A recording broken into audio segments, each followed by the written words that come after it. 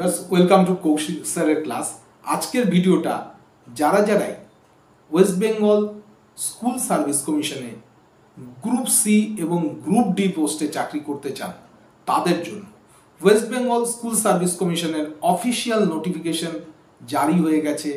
Group C এবং group D পোস্টের জন্য কবে থেকে অ্যাপ্লাই করতে পারবেন, কারা অ্যাপ্লাই করতে পারবেন, কত টাকা চার্জেস লাগবে এবং কত দিন অবধি অ্যাপ্লিকেশন করা যাবে, তার চেয়েও বড় কথা কি কতগুলো পোস্ট আছে, সমস্ত ভিডিওর ডিটেলসে বলবো আজকের এই ভিডিওতে। যারা স্কুল সার্ভিস কমিশনের পরীক্ষায় অ্যাপ্লাই করার জন্য এতদিন ধরে ওয়েট করছিলেন তারা কথা না বাড়িয়ে একদম খাতা কলম নিয়ে বসে যান, একদম পুরোপুরি ডিটেলসে বলবো। সেইভাবে আপনারা ডিটেলসে নিজেদেরকে রেডি করুন এবং সবচেয়ে বড় কথা এই অ্যাপ্লিকেশন ফর্ম ফিল আপ করুন এবং পরীক্ষায় বসে এই চাকরিটা নিয়ে নিন।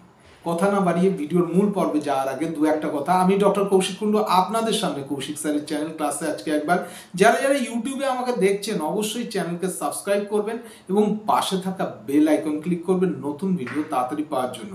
যদি ভিডিও ভালো লাগে অবশ্যই কিন্তু একটা লাইক দেবেন, কারণ কি আপনাদের লাইকটা ভীষণভাবে জরুরি। কথা না বাড়িয়ে ভিডিওর মূল পর্বে চলে যাচ্ছি। আর একটা কথা বলে নিই, যারাই মনে করছেন MBA BBA BTech করতে চান অবশ্যই ডেসক্রিপশন বক্সে দেওয়া নাম্বারে কন্ট্যাক্ট করবেন।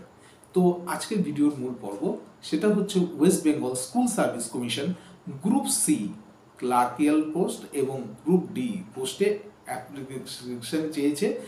অফিসিয়াল নোটিফিকেশন জারি করেছে যেখানে বলে দেওয়া হয়েছে গ্রুপ সি পোস্টের জন্য 2989টা 2989 এবং গ্রুপ ডি পোস্টের জন্য 5488টা পোস্টে কর্মী নিয়োগ করা হবে। টোটাল ভ্যাকান্সি 8477টা। এইবার আবেদন প্রক্রিয়া কবে থেকে শুরু হচ্ছে সেটা বলে দিই। আবেদন প্রক্রিয়া শুরু হচ্ছে 16 সেপ্টেম্বর 2025 থেকে এবং চলবে হচ্ছে 31 অক্টোবর 2025 অবধি। এটা অফিসিয়াল নোটিফিকেশন বেরিয়ে গেছে 29 আগস্টে। এই অফিসিয়াল ওয়েবসাইট হচ্ছে www.westbengalssc.com এ আপনারা ডিটেলসে আরও পেয়ে যাবেন।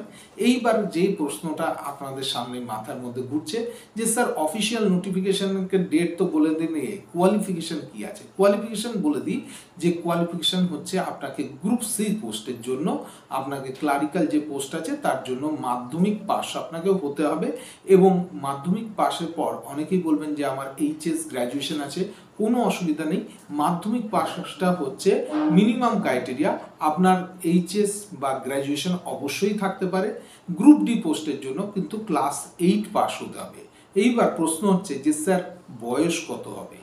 বয়স হচ্ছে 18 থেকে 40 বছরের মধ্যে হতে হবে এবং মাথায় রাখবেন যারা SC ST OBC রয়েছেন তারা কিন্তু যেমন গভর্নমেন্ট নোটিফিকেশন থাকে 3 বছর এবং 5 বছর অবধি যে ছাড় থাকে সেই ছাড়টা কিন্তু আপনারা পাবেন।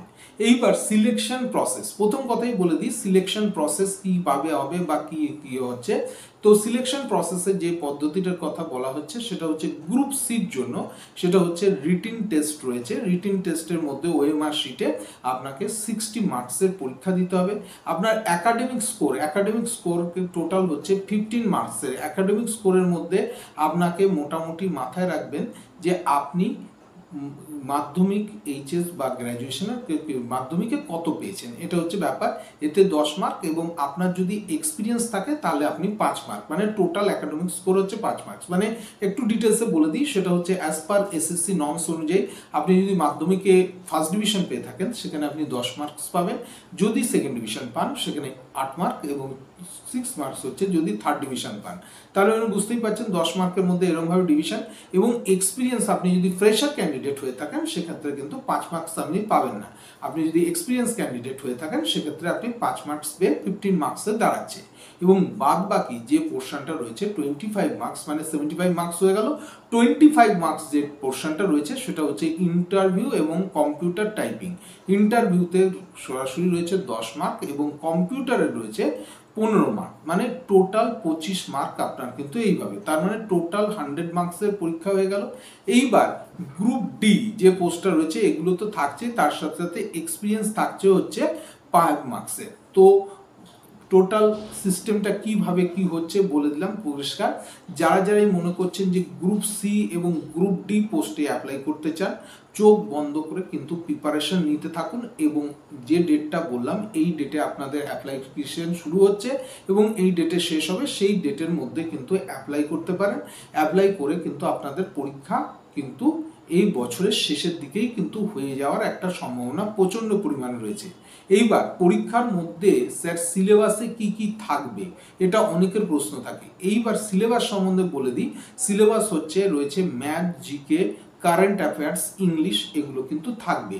এটা সম্বন্ধে কিন্তু আপনারা যদি মনে করেন যে স্যার আমি সিলেবাসের জন্য কি কি পড়তে হবে, কি কি না পড়তে হবে, সেটা যদি বলেন তার জন্য কিন্তু আমি আলাদা করে আপনাদের জন্য ডিটেলসে ভিডিও দেবো। কেননা এই ভিডিওর মধ্যে দিলে ভিডিও অনায়ত্ত বড় হয়ে যাবে, আপনাদের আসল জিনিসটাই নষ্ট হয়ে যাবে।